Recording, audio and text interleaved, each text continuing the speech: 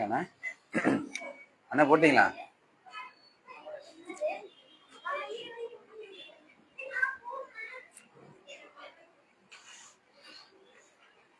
அஸ்ஸலாமு அலைக்கும் வரஹ்மத்துல்லாஹி வபரகாத்துஹு. இன்னல்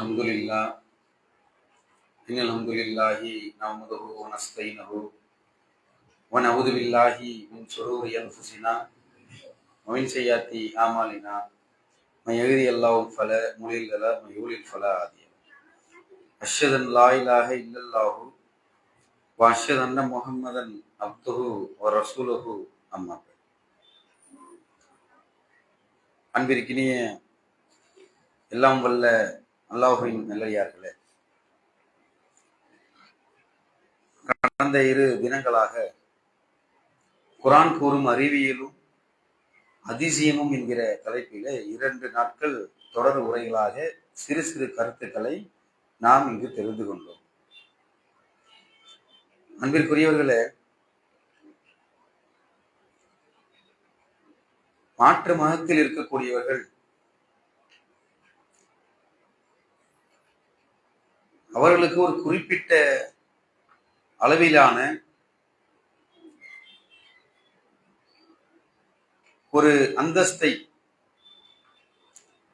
இப்பொழுது நாம் வாழ்ந்து கொண்டிருக்கக்கூடிய இந்திய அரசாங்கம் கணிசமாக கொடுத்து வருகிறது. ஏனென்று சொன்னால், சுதந்திரம் பெறுவதற்கு முன்னாடி பாகிஸ்தான், இப்பொழுது இருக்கக்கூடிய இந்த இந்தியா, ஒரு வங்காளதேசம், மூன்றுமே ஒன்றாக இருக்கக்கூடிய அந்த நேரத்தில்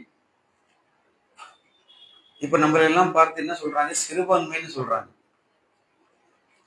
ஆனால் பாகிஸ்தானும் அந்த வங்காளதேசமும் இந்தியாவும் ஒன்றாக இருந்த அந்த தேசத்தில் முஸ்லிம்களுடைய எண்ணிக்கை எவ்வாறு இருந்தது என்று சொன்னால், சரிபாதியாக இருந்தது. சிறுபான்மை என்று சொல்லக்கூடிய அளவிற்கு இல்லை, பெரும்பான்மை என்று சொல்லக்கூடிய அளவுக்கும் இல்லை. ஒரு நடுத்தரமாக ஒரு 50-55 அந்த சதவீதத்துல ஓரளவுக்கு கொஞ்சம் அதிகமான மக்கள் இஸ்லாத்தை ஏற்றுக்கொண்டவர்கள், இஸ்லாத்தில் இருக்கக்கூடியவர்கள் இருந்தார்கள். அதையெல்லாம் ஆரம்பத்திலேயே கணக்கு வைத்துக் கொண்டு ஜின்னா அவர்களுடைய கோரிக்கையை ஏற்று என்ன செய்யறாங்க? பாகிஸ்தானுக்கு கொடுத்துடுறாங்க. தனியாக ஒரு நாடாக அங்கீகரிக்கிறாங்க. பாகிஸ்தானுடைய சுதந்திர தினம் என்னைக்கு அப்படின்னு தெரியுமா உங்களுக்கு? தெரிஞ்சா சொல்லலாம். நம்முடைய சுதந்திர தினம் ஆகஸ்ட் 15. நாட்டை என்ன செய்யறாங்க? பிரிச்சு கொடுத்துட்டு, முன்னாடி நாள் பிரிச்சு கொடுத்துட்டு, ஆமா 14 தான், ஆகஸ்ட் 14. ஆகஸ்ட் 15 நம்ம நாட்டுக்கு என்ன செய்யறாங்க? நள்ளிரவுல சுதந்திரத்தை அவர்கள் அறிவிக்கிறார்கள். இதுலயும் நிறைய விஷயங்கள் இருக்கிறது. இப்படி துண்டாடப்பட்டதனால் என்ன ஆயிடுச்சு? இந்த நாட்டுல இஸ்லாமியர்களுடைய எண்ணிக்கை ரொம்ப கணிசமாக குறைஞ்சிருச்சு. அதாவது முழுசா இருக்கும் பொழுது ஒரு 40-50 இருக்கக்கூடிய அந்த சதவிகிதம் என்ன நடக்குது? பிரிச்சு கொடுத்ததுக்கு அப்புறமாக எவ்வளவு மக்கள் தொகை, எவ்வளவு சதவிகிதம் இங்க இருக்கிறோம், அவ யாராவது தெரிஞ்சா சொல்லலாம். முஸ்லிம்கள் இந்தியாவில் எத்தனை சதவீதம் இருக்கிறார்கள்? ஏதாவது ஒரு ஐடியா இருக்குதா? சரி, இந்தியாவுடைய மக்கள் தொகை எவ்வளவு?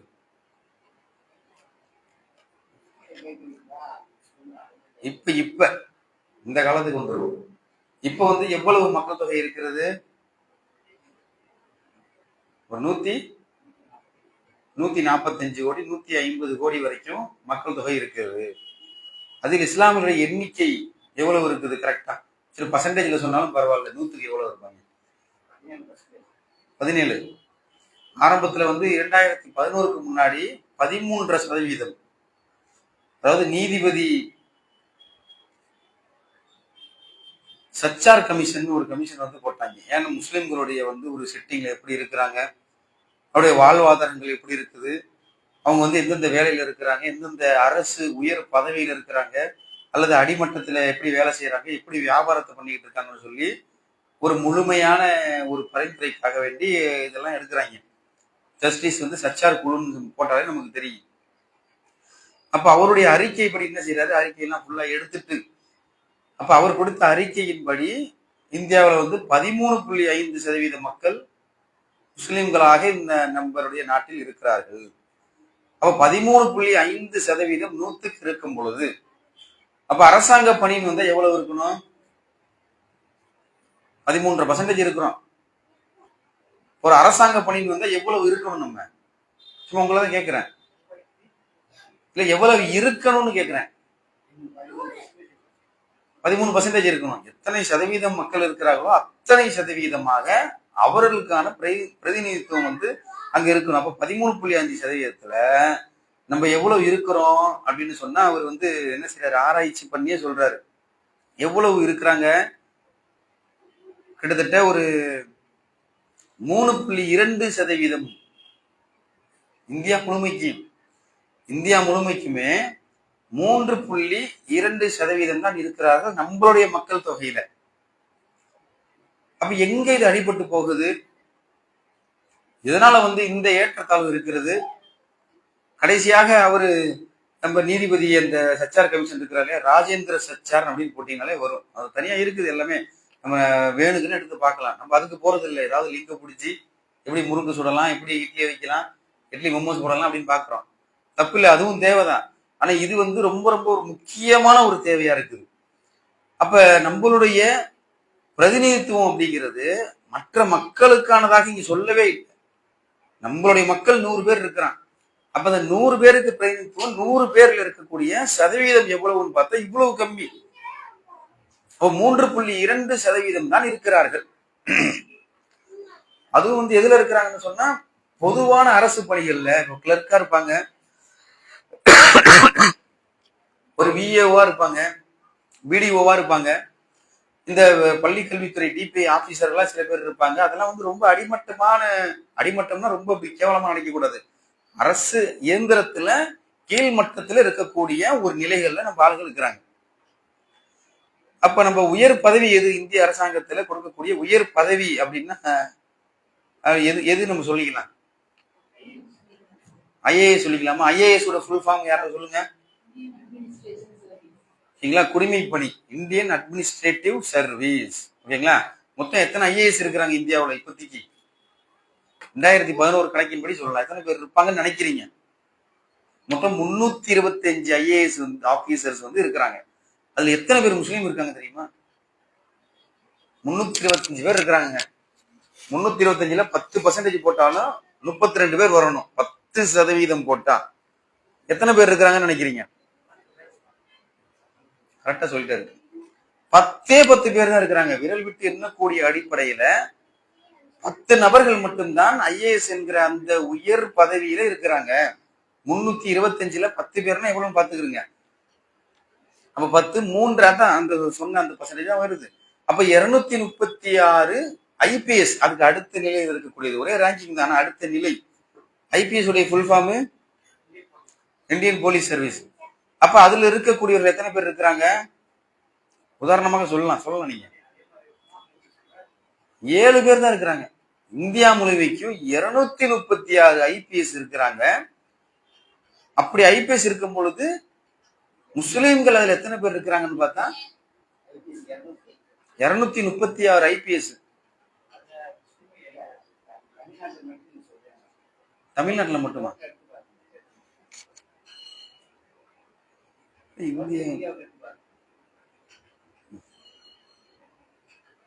சரி, அது இந்தியாவோ தமிழ்நாடு ஒரு பர்சன்டேஜாக சொல்லிக்கிடுவோம், டேட்டால இருக்கிறதுனால அப்படி சொல்லிடுவோம். 236 ஐபிஎஸ் இருக்கிறாங்க. நம்ம ஒரு மாவட்டத்துக்கு ஒரு ஐபிஎஸ் கணக்கு வந்தாலும் 234 தொகுதி வந்தது. கரெக்டா தான் சொல்றீங்க நீங்க. அப்ப 236 ஐபிஎஸ் ஆபீசர்ல எத்தனை பேர் நம்ம ஆளுங்க இருக்கிறாங்க? 7 பேர் தான் இருக்கிறாங்க. ஏன் 7 பேர்? அது கூட வேணாமே. எதுக்கு அந்த எக்ஸாம் எழுதிக்கிட்டு கஷ்டப்பட்டுக்கிட்டு?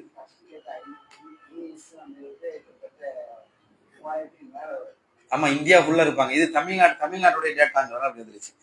அப்ப அப்படியே வந்து என்ன பண்ணிக்கலாம், நம்ம வந்து பர்சன்டேஜ்ல இன்க்ரீஸ் பண்ணிக்க வேண்டியதுதான். அதனால முதல்ல அதுலதான் சதவீதத்தை சொல்லிட்டோம். 3.2% தான் எல்லாமே கலந்து இருக்கிறாங்க. அடுத்து ஐஎஃப்எஸ் எத்தனை பேர் இருப்பாங்க நினைக்கிறீங்க? ஐஎஃப்எஸ் உடைய ஃபுல் ஃபார்ம் ஃபாரஸ்ட். வேற ஏதாவது இருக்கா? ஐஎஃப்எஸ் உடைய ஃபுல் ஃபார்ம் சரி, ஓகே, அதுவும் ஒரு அப்ரிவேஷன்ல வரும். ஆனா குடிமைப்பணியில வந்து தேர்வாகி வரும் பொழுது ஐஏஎஸ், ஐபிஎஸ், ஐஎஃப்எஸ்ன்றது இந்தியன் ஃபாரின் சர்வீஸ். இப்ப இவர் இருக்காரு இல்லையா, இவரு வெளியுறவுத்துறை அமைச்சர் ஒருத்தர் இருக்காரு, நம்ம தமிழ்நாடு ஒருத்தர் ஜெய்சங்கர் இருக்கிறார் இல்லையா, அந்த மாதிரியான ஒவ்வொரு நாட்டுக்கும் இந்தியாவுடைய பிரதிநிதியா போய் உட்காரலாம். எவ்வளவு பெரிய பதவியை பார்த்துருக்கு. இந்தியாவுடைய பிரதிநிதி, இந்தியா வந்து ரெப்ரசென்ட் பண்றதுக்கு போகக்கூடிய அந்த இடத்துல சும்மா கொஞ்சம் இங்கிலீஷ் பேச தெரிஞ்சா போதும், அங்க போய் சமாளிச்சுக்கலாம். நல்ல சுகபோகமான வாழ்க்கை, நல்ல சம்பளம், நல்ல தனியா ஒரு இடங்கிற எல்லாமே கொடுத்துருவாங்க. அப்ப இப்படி இருக்கக்கூடிய இந்த ஐஏஎஸ், ஐபிஎஸ், ஐஆர்எஸ், இப்படி நிறைய இந்த அடுத்து வரும், அதுல ஃபாரஸ்ட் சர்வீஸ் எல்லாமே வந்துடும். அப்ப இது எல்லாத்துலயும் நம்மளுடைய மக்கள் தொகை 3.2% இருக்கிறார்கள். சரி, ரைட், அவ்வளவுதான் இருக்கிறாங்க. நம்முடைய அடுத்த கேள்வி, இப்ப வந்திருக்கிறீங்கல்ல, நீங்க வந்திருக்கிறீங்க, உங்களுடைய வாப்பா உமா இல்லையா, உங்களுடைய பிள்ளைங்க இல்ல நீங்க ஏதாவது அரசு பணிகள் இருக்கிறீங்களா? யாராவது ஒருத்தர் இருக்கிறீங்களா? அங்க லேடிஸ்ல இருக்கக்கூடிய ஆட்கள் யாராவது யாராவது இருக்கிறீங்களா? ஏதாவது ஒரு கவர்மெண்ட் பணியில இந்த வாப்பா உமா இருந்திருக்கிறாங்களா? நீங்க எண்ணிக்கை மட்டும் சொல்லுங்க, எண்ணிக்கை எத்தனை பேர் மட்டும்.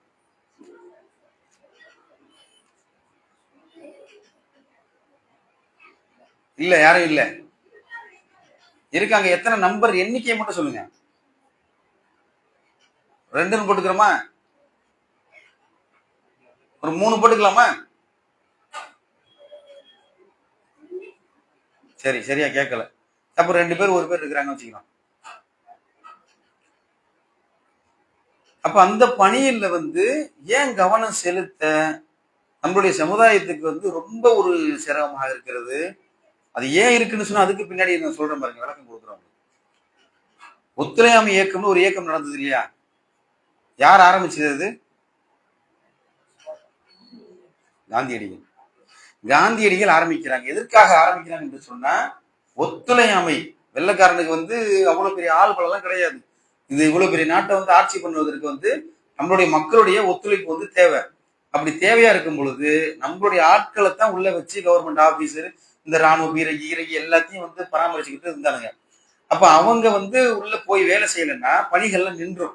அப்போ ஒத்துழையாமை அவருடைய இதையுமே வந்து பயன்படுத்தக்கூடாது, அவருடைய கல்வியை கூட பயன்படுத்தக்கூடாது, எதையுமே வேணாம்னு சொல்லி அப்ப இருக்கக்கூடிய காந்தியடிகள் ஒரு அறிவிப்பு செய்யறாங்க, ஒத்துழையாமை இயக்கம்.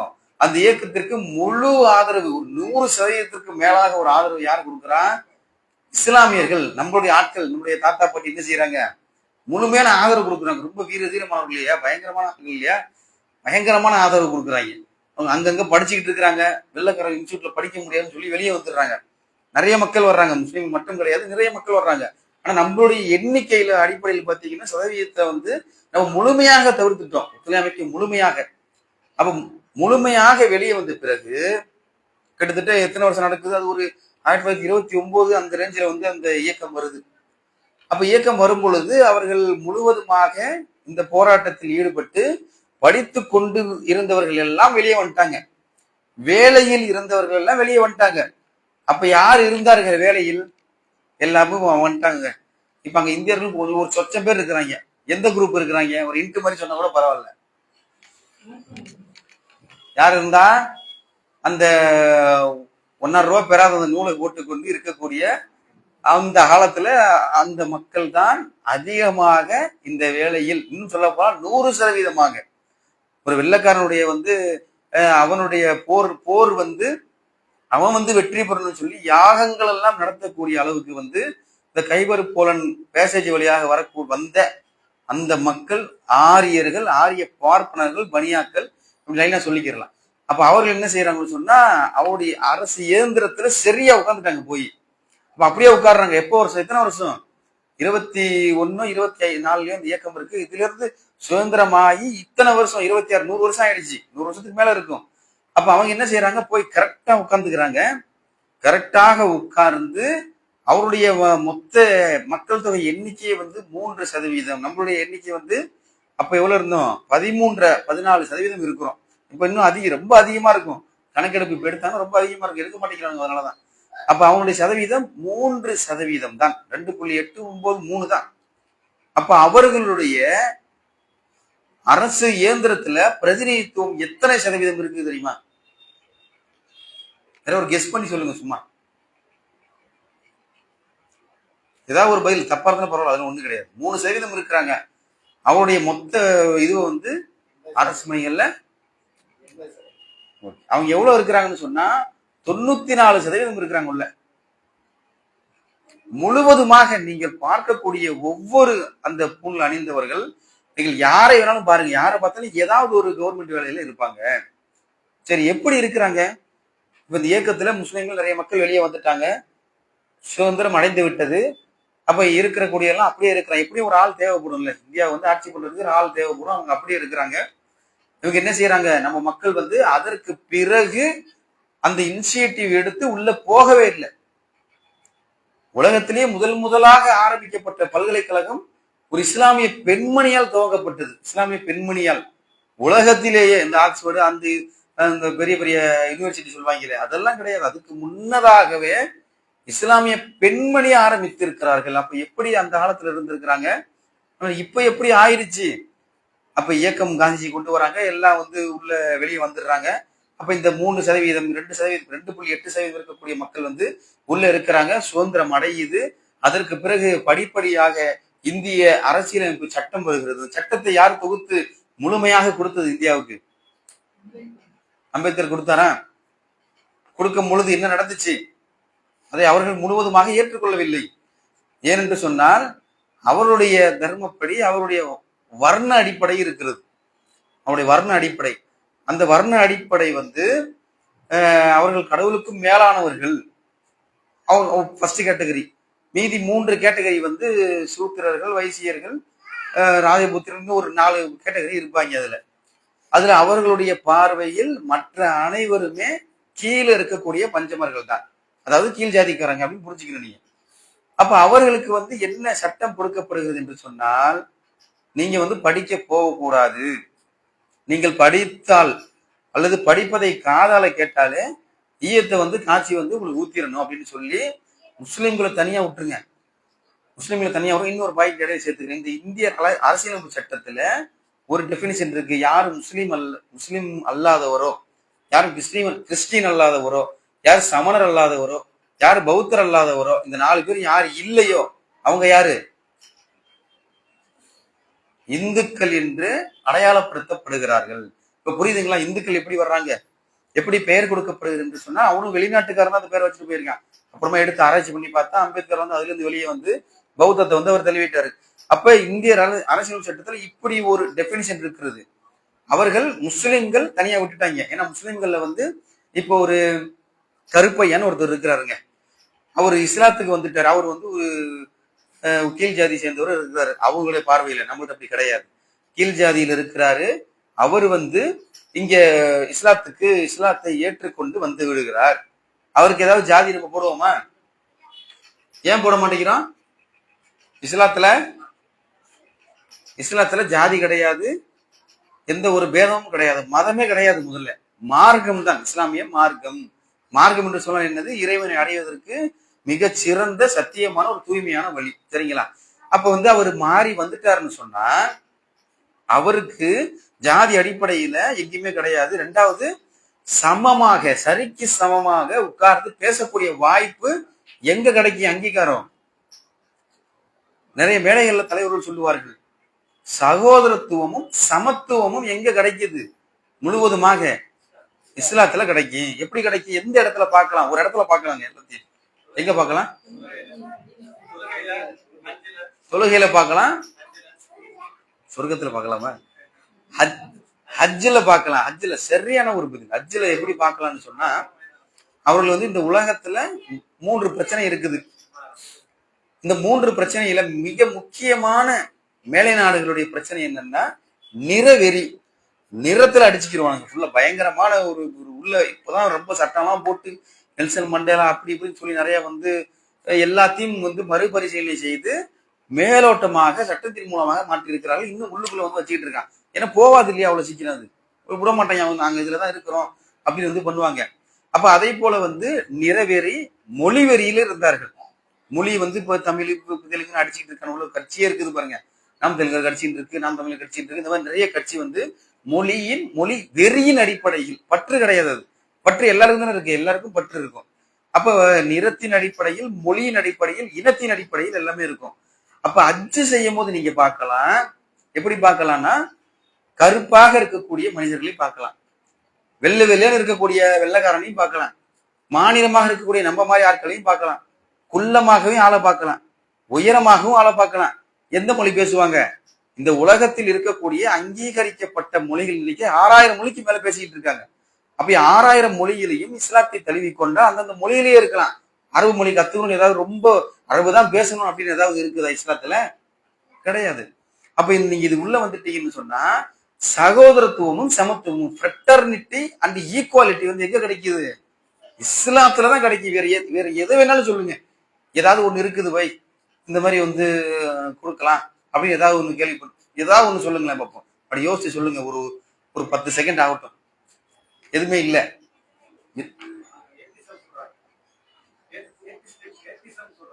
ஏத்திசம் அப்படின்னு சரியான கொள்கை. அவங்க தான் வந்து இப்போ இருக்கக்கூடியதுல பெரிய த்ரெட்டு. ஏத்திசம் அப்படின்னா மேலை நாடுகள்ல இருக்கக்கூடியவர்கள் ஏத்திஸ்ட் இருக்காங்க இல்லையா, இங்க இருக்கக்கூடிய ஏத்திஸ்டுகளை ஏத்துக்க மாட்டாங்க. ஏன்னு சொன்னா இது வந்து சரி பரவாயில்ல மேலோட்டமா சொல்லிடுவோம். இப்ப அங்க இருக்கக்கூடியவர்களுக்கு வந்து திருமணம் வந்து தடை கிடையாதுங்க. யார வேணாலும் அவங்க வந்து கல்யாணம் பண்ணிக்கலாம். ஈவன் வந்து அவங்க ஃபேமிலிக்குள்ளேயே அவங்க உமா வாப்பா அந்த மாதிரியான ஒரு கலப்புல வாழக்கூடிய மக்கள். ஆனா இங்க அப்படி இருப்பாங்களா? இங்க இருக்கக்கூடிய ஏத்திஸ்ட் கடவுள் மறுப்பாளர்கள் இங்க என்ன செய்வான்? இங்க அம்மாவுக்கு கொடுக்க வேண்டிய மரியாதையை சரியா கொடுப்பான், வாப்பாவுக்கு கொடுக்க வேண்டிய சரியா மரியாதையை வந்து வாப்பாவுக்கு கொடுப்பான்.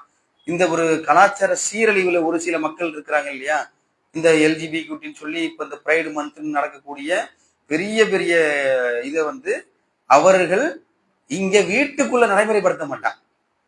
ஏத்தின்னு சொல்லக்கூடியவன் வீட்டுக்குள்ள என்ன செய்ய மாட்டான், மேலே நல்லது வந்து கொள்கைதான் அது. அப்போ வீட்டுக்குள்ள அவன் நடைமுறைப்படுத்த மாட்டான். அங்கேயே 2 பிரிவு இருக்குது. ஏற்றுக்கொள்ள மாட்டார்கள். ஒரு வரியிலான கொள்கை கிடையாது. அவர்கள் நெருங்கி வருவாங்க, ஆனா ஒரு வரியில வந்து அவங்களுடைய கொள்கை வந்து என்ன செய்யாது, கொள்கையே கிடையாது. கொள்கை இல்லாதவர்கள் அப்படி சொல்லுவான். முதல்ல ஒரு கொள்கை சொல்லுவான், ஆமாம்பா, அடுத்து வந்து இது நம்ம வேணும்னா நம்ம மாத்திக்கலாம் அப்படின்னு காலத்துக்கு ஏற்ப அந்த டைமுக்கு ஏற்ப மாத்திக்கொண்டே இருப்பான். அப்போ ஒரு செட்டிங்ல அவனால இருக்கவே முடியாது. இப்ப நீங்க ஒண்ணு சொல்லுவான், நாளைக்கு ஒண்ணு சொல்லுவான். ஆனா இஸ்லாம்ல அப்படி இருக்குதான்? இஸ்லாம்ல ஒரு வரியில சொல்லலாம் இல்லையா? ஒரு வரியில என்ன சொல்ல முடியும்? நம்ம சொல்லுங்க. நம்ம களிமா சொல்லிடலாம், லா இலாஹ இல்லல்லாஹ் முஹம்மது ரசூலுல்லாஹ், முடிஞ்சு போச்சு. ஒரு லைன்ல சொல்ல முடியும். எத்தனை வருஷமானாலும் இது மாறாது, மாறப்போவதும் இல்லை, மாற்றவும் யாராலையும் முடியாது. ஆனா மற்ற எந்த கொள்கையாக இருந்தாலும் எடுத்து பார்த்தீங்கன்னு சொன்னா அதில் இடையில மாற்றக்கூடிய நிறைய விஷயங்கள் வந்து அதுல இருக்குது. அப்ப இது எதுக்கு சொல்ல வந்தோம்? அப்ப இந்த இஸ்லாத்துல வந்து சகோதரத்துவமும் சமத்துவமும் எல்லாருக்குமே கிடைக்கும். ஒரு கீழ் ஜாதியாக இருக்கிறான் ஒண்ணு இல்லை. இப்ப வந்து சங்கராச்சாரியார் இருப்பாரு, அவரை வந்து பார்க்கும் பொழுது நீங்க எப்படி நிறைய வீடியோ பார்த்திருப்பீங்க. அவர் அந்த சாதாரண மக்கள் எல்லாம் சேர்ந்து கோயிலை கட்டி எல்லாம் பண்ணி உள்ள உட்காந்துருப்பாங்க. இவர் போனவொன்னே என்ன செய்வாங்க, கோயிலுடைய கருவறைக்குள்ள உள்ள வந்து அலோ பண்ண மாட்டாங்க. ஏன் அலோ பண்ண மாட்டாங்கன்னா பல அந்த சூழ்நிலையா வர்ண அடிப்படையில வந்து அவங்க இருக்கிறாங்க, அவங்க உள்ள அலோ பண்ண மாட்டாங்க. அப்ப என்ன நடக்கும், அங்க வந்து ஒரு பார்சியாலிட்டி. அதே போல தொட்டு பேச மாட்டாங்க, தொட்டால் தீட்டுமாங்க. நீ தொட்டு கூட பேச முடியாது. நம்ம பேசிடலாம், நம்ம கையை கொடுத்தா கை கொடுப்பான். ஏன் இங்க வந்து எந்த இதுவும் இல்லை, இங்க ஈக்குவாலிட்டியா தான். ஏன்னா தலையை கூட அவனுக்காக என்ன செய்யாது, அல்லாவை தவிர வேறு யாருக்காகவும் நம்ம தலை வணங்கவும் மாட்டோம். நம்ம உட்கார்ந்து இருப்போம். ஒரு பெரிய அறிஞர் வராரு, எல்லாம் வராங்கன்னு சொன்னா எதிர்த்து வாங்க தேவையே இல்லை. இந்த மார்க்கம் அதை சொல்லித் தரவும் இல்லை, அதனை வந்து செய்ய வேண்டிய அவசியம் இல்லை. நபிகள் நாயகம் ஸல்லல்லாஹு அலைஹி வஸல்லம் அவங்க வரும்பொழுது எழுந்து நின்று மரியாதை செய்வதை தடை செய்தார்கள். எனக்கு என்னப்பா மரியாதை கொடுக்குற, மரியாதை அங்கல்ல போகணும், எனக்கு மரியாதை கொடுத்து என்னைய வேற ஆளா மாத்தி விட்ட எப்படி? அப்ப அந்த அளவிற்கு சுயமரியாதையை நம்முடைய இஸ்லாமிய மார்க்கம் பேசுகிறது. அப்ப வேற எந்த இடத்துலயுமே இது கிடையாது. ஆனால் நம்முடைய மக்களுடைய மனதில் வந்து ஒரு சின்ன சின்ன இந்த விஷயங்கள் இருக்கிறது. எப்படின்னு சொன்னா, இவங்க நம்ம ஏரியால வந்து கேர்பேஜ் கலெக்டர்ஸ் இருப்பாங்க இல்லையா, குப்பைகளை வாரிக்கொண்டு போறவங்க இருப்பாங்க, தூய்மை பணியாளர்கள் அப்படின்னு சொல்லி இப்போ திராவிட அரசு பேரெல்லாம் கொடுத்து இந்த திருநங்கை மாதிரி இந்த மாதிரி பேரெல்லாம் கொடுத்து கொஞ்சம் சிறப்பு செய்து வைத்திருக்கிறார்கள். ஆனா நம்ம ஏரியால குப்பை எடுக்க வரும் பொழுது நம்ம எப்படி கூப்பிடுவோம் அவங்கள? குப்பைமேன், குப்பைமேன், குப்பைக்காரன்னு வாங்கும்போம் எப்படி கூப்பிடுவோம்? ஒரு லேசான ஒரு மரியாதை இருக்காது அதுல. குப்பை இங்க வா கூப்பிட்டுருக்கோமா இல்லையா? அப்படித்தான் கூப்பிடுவோம். ஏன்னு சொன்னா நம்ம மனதுல வந்து அது பதிந்து இருக்கிறது. ஒரு சின்ன அவன் என்ன செய்யறான், குப்பை தானே அழுறான், அவனுக்கு என்ன மரியாதை கொடுக்கணும்? இப்போ ஒரு டாக்டர் போறாரு, டாக்டரை பார்த்து என்ன சொல்லுவாங்க, டாக்டர் வாடா சொல்லுவோமா? சொல்ல முடியுமா? இல்ல ஒரு வக்கீல் போறாரு, ஒரு போலீஸ் போறாரு, ஒரு இன்ஸ்பெக்டர் போறாரு, ஐஏஎஸ் யாராவது போறாங்கன்னு சொன்னா நம்ம என்ன செய்வோம்? ஆட்டோமேட்டிக்கா வந்து ஐயான்றுவோம். ஒரு மரியாதை அந்த இடத்துல இந்த இருவிகிதி எல்லாம் மாத்தி போட்டுருவோம். நீங்க வந்துட்டு போங்க, வாங்க போங்க அப்படிம்போம். அப்ப இந்த மாதிரி குப்பையை அள்ளக்கூடிய மக்களை, இந்த சாதாரணமாக தோட்ட வேலை செய்யக்கூடிய மக்களை, பெண்களை, ஆண்களை பார்த்து நம்ம என்ன சொல்லுவோம்? நமக்கு தெரியாமலேயே நம்ம இந்த தவறை செஞ்சுக்கிட்டு இருக்கோம். அப்ப இந்த மாதிரியான ஒரு விஷயமும் வந்து நம்ம சமுதாயத்தில் இருக்கிறது. அப்ப இஸ்லாமிய மார்க்கம் என்ன சொல்றதுன்னா ஸ்ட்ரெயிட் ஃபார்வர்டாக அடிக்கிறது. மொழி பிரச்சனைக்கு தீர்வு சொல்லிடுச்சு, இன பிரச்சனைக்கு தீர்வு சொல்லிடுச்சு, நிற பிரச்சனைக்கு தீர்வு சொல்லிடுச்சு. இது எல்லாத்தோட ஆன்சர் எங்க பார்க்கலாம்? முன்னாடி சொன்ன மாதிரி ஹஜ்ஜினுடைய அந்த நம்முடைய அரஃபா தினத்துல இன்னும் சிறப்பாக இருக்கும். பார்க்கும் பொழுது எந்த ஒரு பேதமும் அங்கே நீங்கள் பார்க்கவே முடியாது. அதாவது இன்னும் சொல்ல போனா இந்த உலகத்தில் இருக்கக்கூடிய அனைத்து தரப்பு மக்களையும் ஒரு கொள்கையின் படி இருக்கணும்னு சொன்னா அதுக்கு இஸ்லாத்தை தவிர வேற எந்த ஒரு இடமும் கிடையவே கிடையாது. இது தைரியமாக சொல்லலாம், சேலஞ்ச் பண்ணி சொல்லலாம். ஏன்னா எல்லாவற்றுக்கு விஷயத்துக்கு வந்து இஸ்லாமத்து என்ன செய்யுது? திருமறை மூலமாக, திருக்குறள் மூலமாக, ஆனால் நபியவர்கள் மூலமாக, அவருடைய வாழ்க்கை வரலாறுகளின் மூலமாக தீர்வுகளை எடுத்து சொல்லி கொண்டே இருக்கிறீங்க. எதை வேணாலும் கேளுங்க, ஏதாவது ஒரு முரண்பாடான ஏதாவது ஒரு கேள்வி கேளுங்க, ஒரு 2-3 கேள்வி கேளுங்க, இஸ்லாம் எப்படி தீர்வு சொல்லுன்னு பார்ப்போம். ஏதாவது ஒரு 2 கேள்வி, டைம் நேரம் நிறைய இருக்குது, ஒரு 1/2 மணி நேரம் இருக்கு, நீங்க கேளுங்களேன் பார்ப்போம். ஏதாவது ஒரு கேள்வி மனசுல தோணுன ஒரு கேள்வி.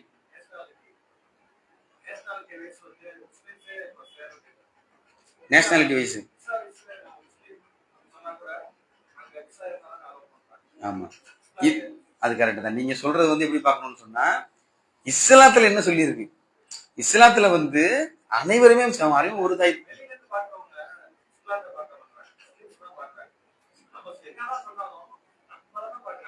கண்டிப்பா. அப்ப இது நம்மளுடைய மனிதருடைய பார்வை அப்படி இருக்குது. ஆனா இஸ்லாம் என்ன சொல்ற? எந்த ஒரு கேள்வியுமே அணுகும் பொழுது இஸ்லாமியர்கள் என்ன சொல்லுகிறார்கள்? ஒன்னில்லை. இப்போ வந்து மாற்று மதத்தவர்கள் வந்து இப்ப ஈரான் பிரச்சனை நடந்துகிட்டு இருக்கு. அவன் என்ன கேட்பான்? சும்மா அப்படி குண்டை போட்டு இது பண்ணிட்டு இருக்காங்கன்னு கேட்பான். ஆனா உள்ள புது பார்த்தா தெரியாது என்ன பிரச்சனை. இந்த வல்லாதிக்க நாடு சொல்ல இருக்கக்கூடிய அந்த நாடு எவ்வளவு ஒரு நாட்டை அடிமைப்படுத்தி சதாம் ஹுசேன் தூக்குல போட்ட எவ்வளவு ஒரு பெரிய ஆறு எடுத்து கேட்டா. அப்ப இவ்வளவு பெரிய விஷயத்தை கொடுமையை செய்யறாங்க. ஆனா இது எதுவுமே தெரியாது. மாற்று மத சகோதரர்கள் பார்க்கும் பொழுது என்ன சொல்லுவான்? முஸ்லீம் நாடு, அதுவும் முஸ்லீம் நாடு, 2 பேரும் பயங்கரமா அடிச்சுக்கிறாங்க. அப்ப இவனுடைய பார்வை எப்படி இருக்கும்? நம்ம எப்படி திருப்பணும்னு சொன்னா, இப்ப முஸ்லீம் செய்யறத பார்க்காத நீ என்ன பாரு, திருமறையில அப்படி சொல்லி இருக்குதா? நபிகள் நாயகம் ஸல்லல்லாஹு அலைஹி வஸல்லம் அதை போதித்திருக்கிறார்களா? அல்லது தன்னுடைய வாழ்க்கையில் சொல் செயல் அங்கீகாரத்தை அந்த மாதிரி செய்திருக்கிறார்களா? அப்படின்னு அந்த கேள்விக்கு நம்ம வந்துடணும். எந்த கேள்வியாக இருந்தாலும் அதை விடைய கொடுக்கும்போது என்ன செய்யுது? இந்த ஒரு விஷயத்துக்கு வந்தோம்னு சொன்னா எந்த ஒரு பிரச்சனையாக இருந்தாலும் தெளிவாக நமக்கு அதனுடைய ஆன்சர் வந்து நமக்கு கிடைச்சிடும். அப்ப அப்படி இந்தியாவுக்குள்ள வந்துடும். அப்ப இந்தியாவுல வந்து இத்தனை கோடி மக்கள் இருந்தாலும், முஸ்லிம்கள்ல இத்தனை கோடி மக்கள் இருந்தாலும் நம்முடைய பிரதிநிதித்துவம் எங்க அடிபட்டு போகுது? ஒத்துழையாமை இயக்கத்துல ஆரம்பிச்சு என்னுடைய தாத்தா பாட்டி எல்லாம் விட்டு ஒரு சுதந்திர உணர்வு எல்லாருக்கும் பயங்கரமா இருக்கும் இல்லையா? நமக்கு இன்னும் அதிகமாக இருக்கும் நாட்டுப்பற்று, எல்லாமே மொழிப்பற்று, எல்லாமே பற்றுகள் அதிகமாக இருக்கக்கூடிய மக்கள் நம்ம.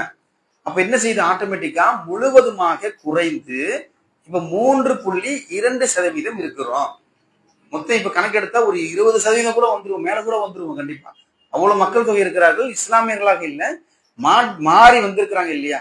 தன்னுடைய இவர் ஏற்றுக்கொண்டு இந்த கொள்கை தான் சரியான கொள்கை என்று ஏற்றுக்கொண்டவர்கள் வந்திருக்கக்கூடிய சதவீதத்தை பார்த்தால் கிட்டத்தட்ட 18-20% இருக்கும். நம்ம என்ன செய்யறோம்? சரி, குறிப்பா தமிழ்நாட்டுக்கு வந்துருவோம். சரி, தமிழ்நாட்டில் நடக்கக்கூடிய கவர்மெண்ட் எக்ஸாம் எந்த ஆணையம் நடத்துகிறது?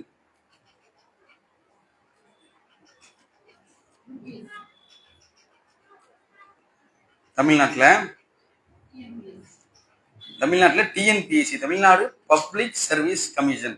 இது வந்து என்ன செய்யுதுன்னா வருஷத்துக்கு வந்து 2 தடவை வந்து எக்ஸாம் நடத்திக்கிட்டே இருக்கும். எக்ஸாம் நடந்துகிட்டு போய்கிட்டே இருக்கும். இதுலயும் வந்து எப்படி நமக்கு இருட்டடிப்பு செய்யறாங்க அப்படின்னு சொல்றேன். 2வது வந்து இந்திய அளவில் இது தமிழ்நாட்டு நடக்கல. யூபிஎஸ்சி வந்து union public service commission. TNPSC மூலமாகவும் ஒரு ஐஏஎஸ் பதவி அளவுக்கு போக முடியும். யூபிஎஸ்சியில டைரக்டா வந்து போயிடலாம். யூபிஎஸ்சி வந்து இந்தியா லெவல்ல நடக்கும், டிஎன்பிஎஸ்சி வந்து தமிழ்நாடு லெவலுக்குள்ள நடக்கும். சரி, அடுத்து ஏதாவது கவர்மெண்ட் சம்பந்தப்பட்ட வேலைகள் ஏதாவது நடக்கிறது ஏதாவது தெரியுமா உங்களுக்கு? யூஜிசி. யூஜிசின்னா யூனியன் கிராண்ட் கமிஷன். அது வந்து காலேஜில் நிர்வகிக்குது, எக்ஸாம்ஸ் கண்டக்ட் பண்றாங்க. அரசு வேலை மட்டும் சொல்றேன், ஓகேங்களா? எஸ்எஸ்சி நடக்குது, ஸ்டாஃப் செலக்ஷன் கமிஷன் அப்படின்னு சொல்லி மத்திய அரசுல வந்து நடக்குது. அதுல வந்து ஒரு 3 போஸ்டிங் வச்சிருக்கிறாங்க, சிஜிஎல், அப்புறம் இன்னும் 2 போஸ்டிங் வரும், சரிங்களா? அதுக்கப்புறம் என்ன இருக்குது, என்ன வேலைக்கு நம்மளால போக முடியும், என்ன வாய்ப்பு இருக்குது, அரசாங்க வேலைகளை நம்மளால போகணும். அடுத்து என்ன இருக்குது, யூபிஎஸ்சி சொல்லியாச்சு, டிஎன்பிஎஸ்சி வந்துருச்சு, டிஆர்பி டீச்சர் அதுல போலாம். அடுத்து ஆர்ஆர்பி. ஆர்ஆர்பி ரொம்ப முக்கியமானது. டிஆர்பி கூட நீங்க தமிழ்நாடு அளவுல தான் போக முடியும், ஓரளவு தானே நல்ல சம்பளம் கிடைக்கும். ஒரு 7th pay commission 8th pay commission இப்போ ஓடிக்கிட்டு இருக்கு. கிட்டத்தட்ட எங்களுடைய டீச்சர் எல்லாம் வந்து நாங்க 12th படிக்கிற காலத்திலேயே 75,000 80,000 சம்பளம் வாங்கின கவர்மெண்ட் ஆசிரியர்கள், அவ்வளவு நாலேஜ் உள்ளவர்கள். அதனால அது கொடுத்தாங்க. தமிழ்நாடு கவர்மெண்ட் வந்து ஒரு படிப்புக்காக பார்த்ததுனால இதெல்லாம் போய்கிட்டே இருக்கு ஆட்டோமேட்டிக்கா. அப்ப ஆர்ஆர்பின்னு சொன்னா, ஆர்ஆர்பி என்னது full form? Railway recruitment board, சரிங்க. இப்ப நம்மளுடைய இப்ப ரயில் போயிட்டு ஏறி வந்துட்டு இருக்கீங்கல்ல, செங்கல்பட்டுல இங்க வரும், தாம்பரம் போறோம், எல்லாம் வரும். எந்த நபர்கள் அங்கே அதிகமாக முன்னுரிமையில் இருக்கிறார்கள்? யார் இருக்கிறாரு ஆர்ஆர்பில? டிடிஆர்ஸ் கூட ரைட். டிடிஆர்ஸ் வேலை செய்யறவன் பைலட்டு, கோ பைலட்டு எல்லாமே யாரா இருக்கிற? அதிகமான யாரா? அதிகமான மக்கள் யாரா இருக்கிறாங்க? எப்படி உள்ள வராங்க? எக்ஸாம் எழுதுறாங்க. அந்த ஆர்ஆர்பி வந்து இந்தியா முழுமைக்கு நடக்கக்கூடியதுதான். நீங்க அப்ளை பண்ணணும். அப்ளை பண்ணும் போது இவங்க மொழி அடிப்படையில் என்ன செய்யறாங்க, உங்களை பார்த்து போடுறாங்க. இதுல வந்து இடஒதுக்கீடு ஒரு சில விஷயங்கள் எல்லாம் வந்து கடந்துதான் ஆட்டோமேட்டிக்கா பார்த்து உள்ள போட்டுறாங்க, சரிங்க. அடுத்து வந்து நீங்க ஒரு மருத்துவர் ஆகணும் அப்படின்னா என்ன செய்யணும்? 12th முடிக்கணும். அப்புறம் என்ன எக்ஸாம் எழுதணும்? நீட்டுக்கு ஃபுல் ஃபார்ம்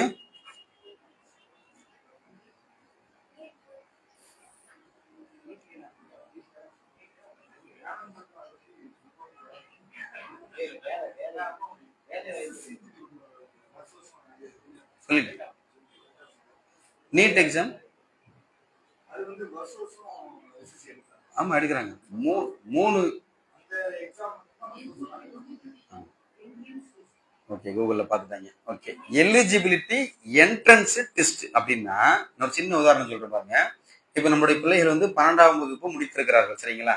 12ஆம் வகுப்பு சயின்ஸ் ஃபர்ஸ்ட் குரூப் எடுத்து நல்ல மார்க்ல பாஸ் பண்ணிட்டாங்க. அவங்க வந்து இப்போ டாக்டர் ஆகணும்னு சொன்னா என்ன படிக்கணும்? நீட் எக்ஸாம் எழுதணும். எம்பிபிஎஸ் படிச்சா தான் என்ன செய்ய முடியும், நீங்க முதல் நிலை மருத்துவராக ஆக முடியும். எம்பிபிஎஸ் ஃபுல் ஃபார்ம் சொல்லிருங்க, கூகுள பார்க்காம பாட்டுன்னு சொல்லிருங்க பாப்போம். ஓகே, கரெக்டா சொல்லிட்டீங்க. அப்ப இந்த எம்பிபிஎஸ் படிக்கிறதுக்கு இது எத்தனை வருஷம் படிப்பீங்க? 5 வருஷமா 6 வருஷமா? அப்ப இத்தனை வருஷங்கள் படிக்கும் பொழுது ஒரு மாணவன் எம்பிபிஎஸ்ல சேர்ந்து 5-6 வருஷம் படிச்சு அந்த தேர்வுகள் எல்லாம் கடந்து வெளியே வரும் பொழுது அவன் ஒரு டாக்டர். இப்படித்தானே எல்லா ஊர்லயும் நடக்குது. இந்த நீட் வரதுக்கு முன்னாடி சொல்றேன். அப்ப இந்த நீட் எக்ஸாம் எதுக்கு கொண்டு வராங்கன்னு சொன்னா, அந்த நான் வர்ணம் சொன்னேன் இல்லையா, வர்ண அடிப்படையில 4 வர்ணங்கள் அவங்க வச்சிருக்கிறாங்க. அதுல வந்து பிராமின்ஸ் ஃபர்ஸ்ட் லெவல்ல இருப்பாங்க. மீதி 3மே அவங்களுடைய பார்வையில மீதி 3மே ஒண்ணுதான். நீங்க 3 நினைப்பீங்க. இந்த பாமக இருக்கக்கூடிய ஆட்கள் வந்து நாங்க நெருப்பு கொண்டு வந்து அப்படிலாம் சொல்லிட்டு இருப்பாங்க, நாங்க வந்து சத்திரியர்கள் அப்படி இப்படிம்பாங்க. அப்போ வந்து அதெல்லாம் வந்து அவர்களுடைய பார்வையில் எடுக்கல, மக்களுக்காக சும்மா அப்படி போட்டாங்க, அடியா இந்த வேலையெல்லாம் செய்யறது. அப்ப மொத்தமாக 2 வர்ணம் தான் இப்ப அவங்க ஃபாலோ பண்றது. ஒண்ணு அவங்க, இன்னொன்னு சூத்திர மக்கள் அப்படின்னு சொல்லிடுவாங்க. அதுக்கு அர்த்தங்கள்லாம் மாறி வேற மாதிரி போயிடும். அப்போ வந்து அவங்கள வந்து நீங்க படிக்க விடக்கூடாது. இப்ப நீங்க பாட்டு டாக்டர் ஆகிட்டு போயிட்டே இருப்பீங்க, அவங்க பார்த்துட்டு சும்மா இருப்பாங்களா? சரி, என்ன செய்யறாங்க, சட்டத்துல வந்து ஒரு ஓட்டையை போட்டு, இருக்கக்கூடிய ஓட்டையை யூஸ் பண்ணி இந்த சட்டத்தை வந்து பாஸ் பண்றாங்க. எப்படி பண்றாங்கன்னு சொன்னா, ஆரம்பத்துல அதுக்கு முன்னாடி போலி மருத்துவர்கள் நிறைய பேர் கைது பண்றாங்க. போலி மருத்துவர்கள் வந்து நிறைய பேர் கைது பண்றாங்க. அவங்க வந்து நம்ம மெடிக்கல் கவுன்சில்ல வந்து உள்ள பதிஞ்சு அப்பதான் வந்து கிளினிக் வச்சு ரன் பண்ண முடியும். ஒரு சரியான வழிமுறை அது. அப்ப இவங்க பண்ணாம என்ன செய்யறாங்க, தனியாக வைக்கிறாங்க. படிக்கவே இல்லை சில ஊர்ல. நீங்க வட இந்தியாலாம் போனீங்கன்னா ரொம்ப பயமா இருக்கும். பெரிய ஹாஸ்பிட்டலுக்கு உள்ள டாக்டர் வந்து டிகிரி வச்சிருக்க மாட்டாரு, எதுவுமே படிச்சிருக்க மாட்டாரு. அப்ப நம்ம ஊர்ல என்ன செய்யறாங்க, இந்த மாதிரி இந்தியா முழுமைக்கு கொஞ்சம் கொஞ்சமாக களை எடுத்து இது எதுக்காக கொண்டு வரான்னு சொன்னா, இந்த டெஸ்ட்டை வந்து வச்சாதான் இந்த மாதிரி ஃபேக் டாக்டர்ஸ் வர மாட்டாங்க அப்படிங்கிறான். புரியுதா உங்களுக்கு? ஃபேக் டாக்டர்ஸ் இந்த எக்ஸாம் எழுதவா போறான்? எழுத மாட்டான். இப்ப உங்க இடத்துல வந்து ஒரு பிள்ளைகிட்ட ஒரு சைக்கிள் கொடுக்குறீங்க. சைக்கிளை கொடுத்து நீங்க ஓட்ட சொன்னால் அந்த பிள்ளை என்ன செய்யும்? ரெண்டே ரெண்டு வாய்ப்பு. ஓட்ட தெரிஞ்சா ஓட்டும், இல்லைன்னா ஓட்டாது. நான் என்ன சொல்றேன், சைக்கிளை கொடுத்துட்டு கையில கொடுக்கல, நான் வச்சுக்கிறேன், உனக்கு ஒரு எக்ஸாம் வைக்கிறேன், அந்த எக்ஸாம்ல நீ பாஸ் பண்ணி மார்க்கை எடுத்தா மட்டும்தான் என்ன செய்ய முடியும், நீ வந்து சைக்கிளை ஓட்டுறதுக்கு உனக்கு தகுதி இருக்குன்னு நான் நம்புறேன்னு சொன்னா எப்படிங்க இருக்கும்? அப்ப அந்த அளவுக்கு ஒரு மிகப்பெரிய அநீதி. ஏன்னா பெரும்பான்மையில ஜெயிச்சு விட்டானுங்க, ஒன்றும் பண்ண முடியல. இப்ப நாடாளுமன்றத்துல வந்து அமெண்ட்மெண்ட்டை பாஸ் பண்ணிட்டாங்க. என்ஆர்சி, சிஏபி, சிஏஏ எல்லாத்தையும் போட்டு பாஸ் பண்ண மாதிரி இதையும் போட்டு பாஸ் பண்ணிட்டாங்க. இன்னும் ஒரு கொடுமை, இடபிள்யூஎஸ் எக்கனாமிக்கலி வீக்கர் செக்ஷன் சொல்லி அது ஒரு 10% வந்து 69 எடுத்து அந்த 10 கொடுத்துட்டாங்க இந்த பக்கம். அப்ப நீட் எக்ஸாம்ங்கிறது ஒரு மிகப்பெரிய ஒரு மோசமான ஒரு அநீதி தான். இது எதிர்த்து வந்து பெரிய லெவலில் எதுவும் பண்ண முடியல. அதுக்கப்புறம் நம்ம ஆப்போசிட் பார்ட்டி காங்கிரஸ் இவங்களே உள்ளே வரவே இல்லை. அப்ப என்ன செய்யுது, நீட்டின் மூலமாக சரி இதுல எப்படி ஃபில்டர் பண்றாங்க நீங்க நினைக்கலாம். எப்படி ஃபில்டர் பண்ணுவாங்க, நீங்க எக்ஸாம் எழுதும் பொழுது நீங்க உங்களுடைய அடையாளத்தை வந்து அங்க அடையாளப்படுத்துவீங்க, உங்களுடைய பெயரை போடுவீங்க, எல்லாம் ரெஜிஸ்டர் நம்பர் மாறிடுவாங்க. நீங்க எதுல எழுதியிருப்பீங்க, தமிழ்நாட்டுல இருந்து போகும் அந்த பேப்பர், தமிழ்நாட்டுல இருந்து போகும், ஆதி திராவிடர்னு பல தமிழ் மக்கள் பொதுவாக சொல்லிக்கிறேன், ஆதி திராவிடர்னு போகும். நீங்க வந்து எல்லாம் போட்டு எல்லாம் பண்ணுவீங்க. அங்க போய் பார்த்தவனே அவன் கண்டுபிடிச்சிருவான். என்ன கண்டுபிடிச்சிருவான், தமிழகத்துல இருந்து வந்திருக்கிறாங்க. அப்ப நீங்க என்ன செய்ய முடியாது, அதை வந்து எவ்வளவு முடியுமோ அதை வந்து மைனஸ் பண்ணிடுவான். இன்னும் கொடுமையெல்லாம் ஒரு திருமணமாகி மாற்று மாசம் தாலி எல்லாம் அடிச்சிருந்தா எல்லாத்தையும் கழட்டிட்டு காலையில் எதுவுமே இருக்கக்கூடாது, அவங்க அப்படி காப்பி அடிச்சிருவாங்கன்னு சொல்லி அந்த அளவுக்கு அநீதியை செய்து இந்த நீட் எக்ஸாம் மூலமாக மருத்துவர் ஆகும் கனவை தமிழகத்துக்கு மட்டும் கிடையாதுங்க, இந்தியா முழுமைக்கு தடை செய்ய வேண்டும் என்று நிறைய மக்கள் படிச்சு வந்துடுறாங்க. அதுலயும் குறிப்பா நீட்டெல்லாம் உடச்சு வந்துட்டாங்க. நம்ம ஆளுங்க தமிழ்நாட்டில் இருக்கிறவங்க வந்து நீட்டால் எவ்வளவு பெரிய சிலபஸை போடு நாங்க பாத்துக்கிறோம்னு சொல்லி அதையும் படிச்சு மேல வரக்கூடிய ஆட்கள் இருக்கிறாங்க. அப்ப என்ன செய்யுது, அதே மாதிரி அடுத்து இருக்கக்கூடியது இன்ஜினியரிங், டாக்டருக்கு அடுத்து இன்ஜினியரிங். அதுக்கு என்ன செய்யறாங்க, என்ட்ரன்ஸ் டெஸ்ட் வச்சிருக்காங்க. நிறைய மக்களுக்கு தெரியாது. ஆரம்பத்துல வந்துச்சு, அதுக்கப்புறம் எடுத்தாங்க, கொஞ்சம் சிரமப்பட்டு ஓடிக்கிட்டு இருக்கு.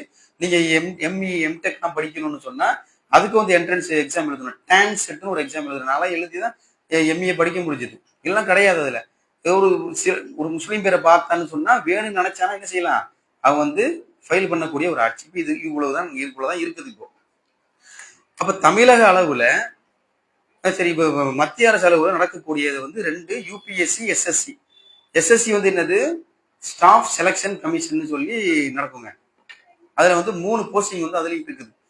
3 எக்ஸாம் இருக்குது. எப்படின்னா சிஜிஎல், அப்புறம் இன்னும் 2 போஸ்டிங் இருக்கு. அந்த 2 போஸ்டிங்ல முதலாவதாக இருக்கிறது ஒரே ஒரு டிகிரி முடிச்சு நீங்க அப்ளை பண்ணீங்கன்னா போதும். ஒரு டிகிரி முடிச்சு அப்ளை பண்ணலாம், 12th முடிச்சு அப்ளை பண்ணலாம், 10th முடிச்சு அப்ளை பண்ணலாம். அப்ப 10th முடிச்சு அப்ளை பண்ணி அந்த வேலையை நீங்க சேர்த்துட்டீங்கன்னு சொன்னா எங்க உங்களுக்கு வேலை கிடைக்கும், மத்திய அரசுல நம்ம தமிழ்நாடு லெவல்ல வந்து ஏதாவது ஒரு போஸ்டிங்க போட்டு ஆரம்ப சம்பளமே ஒரு 45,000 கொடுப்பாங்க. அப்ப அரசு அதிகாரிகள்ல நீங்க உள்ள இருந்தீங்கன்னு சொன்னா என்ன நடக்கும், இப்ப இடையில கொண்டு வந்தாலே என்ஆர்சி, சிஏஏ சட்டம் கொண்டு வந்தான். அந்த சட்டம் எதுக்கு கொண்டு வந்தான், பெண்கள் பகுதியில் யாராவது சொல்லுங்க கொஞ்சம்.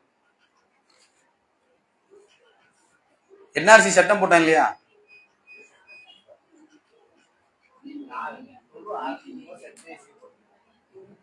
முஸ்லிம்களை வந்து தனிமைப்படுத்தி அவங்கள வந்து இந்த நாட்டிலே வைக்கணும், அகதியா வச்சிடணும் அப்படின்னு சொல்லி.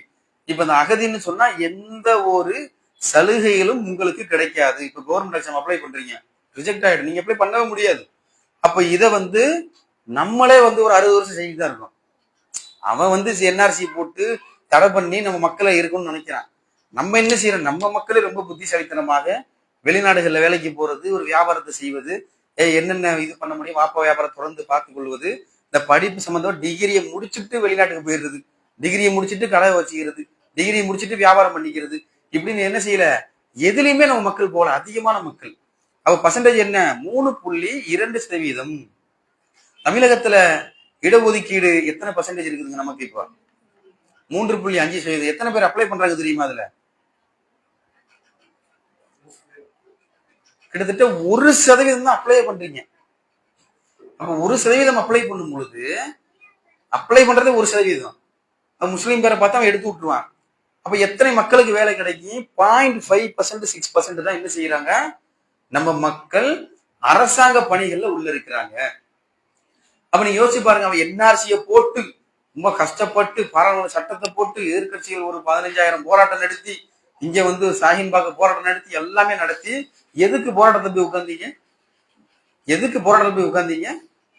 அப்ப அகதிகளாக நம்ம ஆக்கி விடக்கூடாதுன்றதுக்காக உட்கார்ந்தோம். ஆனா இப்ப என்ன நடக்குது? நம்மளே அகதியா தான் இருக்கிறோம். இப்ப சொல்ல போனா நம்ம தனியாக ஒரு ஒரு மக்கள் மாதிரி இருக்கிறோம். தமிழகத்துல மட்டும் இல்ல, இந்தியா அளவுல வந்து நம்ம என்ன செய்யறோம்? ஒரு அகதிகளாகத்தான் இருக்கிறோம். சொல்ல போனா எதுலையுமே இல்ல. சரியான ஓட்டர் ஐடி, இந்த வாப்பா உமா எல்லாருக்கும் ஓட்டர் ஐடி பேரு ஸ்பெல்லிங் கரெக்டா இருக்கு. நமக்கு ரேஷன் கார்டுல கரெக்டான அட்ரஸ் இப்ப இருக்கக்கூடிய அட்ரஸ்ல நீங்க வச்சிருக்கீங்களா? எதுவுமே இல்ல. அப்ப டிரைவிங் லைசன்ஸ்ல இருந்து உங்களுடைய சர்டிபிகேட்ல இருந்து கவர்மெண்ட் சம்பந்தப்பட்ட ஆவணத்துல எந்தெந்த நேரத்துல உங்களுடைய பெயர்கள் எல்லாம் சரியாக இருக்கிறது. அப்ப எதுவுமே இல்லை. அப்ப எந்த ஆவணங்கள்ல கூட நம்ம இவ்வளவு ஒரு ரொம்ப பொதுபோக்காக இருந்தோம்னு சொன்னா எப்படி அப்ளை பண்ணுவீங்க? முதல்ல நம்ம நினைப்பு கவர்மெண்ட் எக்ஸாம் யாரு போய் அப்ளை பண்ணிக்கிட்டு இத்தனை காசை கொடுத்து இத்தனை இது நினைப்பீங்க. ஆனா எத்தனை பேர் அப்ளை பண்ணீங்க? இப்ப நம்முடைய சமுதாய தலைவர்கள் இருக்காங்க இல்லையா, எலெக்ஷன் வந்துருச்சு, நம்மளுடைய தலைவர்கள் என்ன செய்யறாங்கன்னா இப்ப அடுத்து 7.5% போயிட்டாங்க. 7.5% அவர்கள் கொடுத்தாலும் என்ன பிரயோஜனம் இருக்கிறது நம்ம நாட்டுக்கு? அப்ப 7.5% கொடுத்து விட்டா நீங்க ஃபில் பண்ண மாட்டீங்க. உள்ள ஒரு டேட்டா சொல்லுது, என்டிடிவில வந்து ஒரு டேட்டா இருக்குது, ஐஐடி இருக்குது இல்லையா, நம்ம ஐஐடி எடுத்துங்க, நம்ம ஐஐடி மெட்ராஸ் இருக்கு பாருங்க, சென்னை. அந்த சென்னையில வந்து போஸ்டிங் அடிப்படையில வந்து போடுறாங்க. இப்ப நம்மளுடைய நான் சொன்னேன் இல்லையா, அந்த 3% ஆட்கள் இருக்கிறாங்களே பிராமணர்கள், மொத்தமாவே வந்து 27 போஸ்டிங் தான். பேர் ஆசிரியர்கள் எத்தனை பேர் இருக்கணும்? அங்க 27 பேர் இருக்கணும். சரி, எத்தனை பேர் இருப்பாங்கன்னு நினைக்கிறீங்க? சும்மா உதாரணமா சொல்லலாம், எத்தனை பேரு பிராமணர்கள் அங்க இருக்கிறாங்க? 27 போஸ்டிங் தாங்க. அதுக்கு மேல நீங்க இருக்க முடியாதுங்க. உங்க சமூகத்தை நீங்க பிரதிநிதித்துவப்படுத்தி வெளியே போ அப்படின்னு அங்க சொல்ல முடியாது. எத்தனை பேர் இருக்கிறாங்க தெரியுமா? உள்ள கிட்டத்தட்ட 217 பேர் இருக்கிறாங்க. போஸ்டிங் 27 தான்.